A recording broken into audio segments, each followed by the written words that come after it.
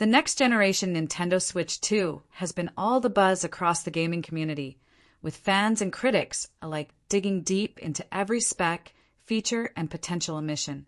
It's no secret that excitement is through the roof, especially with confirmed support for 4K docked gaming, upgraded performance, and promises of a smoother, more seamless experience. But under the surface of the official announcements, there are some new details and even red flags emerging that raise serious questions.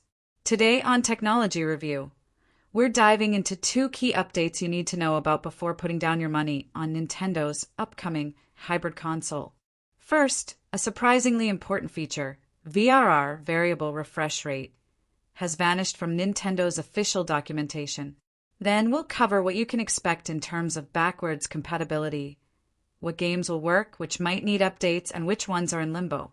Let's get into it. VRR support. Is Nintendo quietly cutting a key feature? Variable refresh rate isn't just a fancy acronym. It's a crucial component of modern gaming, especially for high-performance consoles striving to offer a smoother and more immersive experience.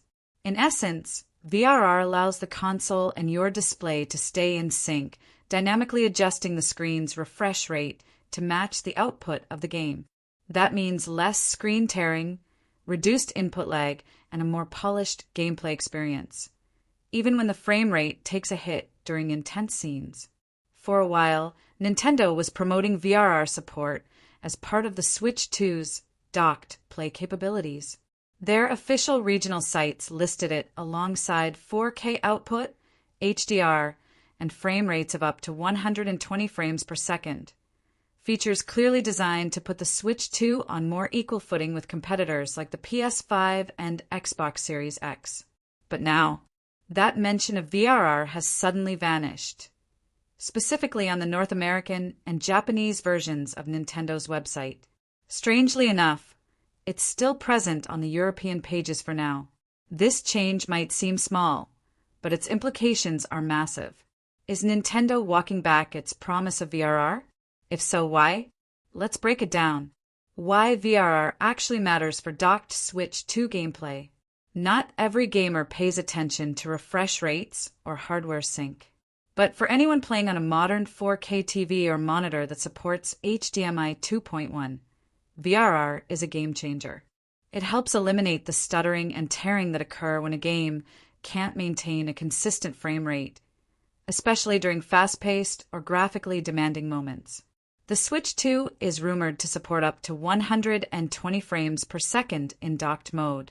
But not every game will consistently hit that mark, especially those pushing graphical boundaries. That's where VRR shines. It smooths over those frame dips, ensuring a steady experience even during performance hiccups. What it all means for Switch 2's launch. Here's the big picture.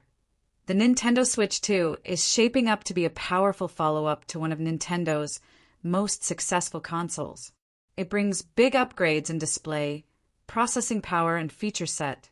But there's a layer of uncertainty underneath the marketing, especially with the missing VRR support and the patchy backwards compatibility. For gamers, the lesson is clear. Don't assume everything will work out of the box. Check if your display supports the Switch 2's advanced features like 4K, HDR, and maybe VRR. Keep an eye on compatibility lists before trading in your current Switch. Nintendo might still bring VRR back with a future update, and compatibility issues might get ironed out over time. But right now, we're dealing with a mix of confirmed improvements and mysterious omissions.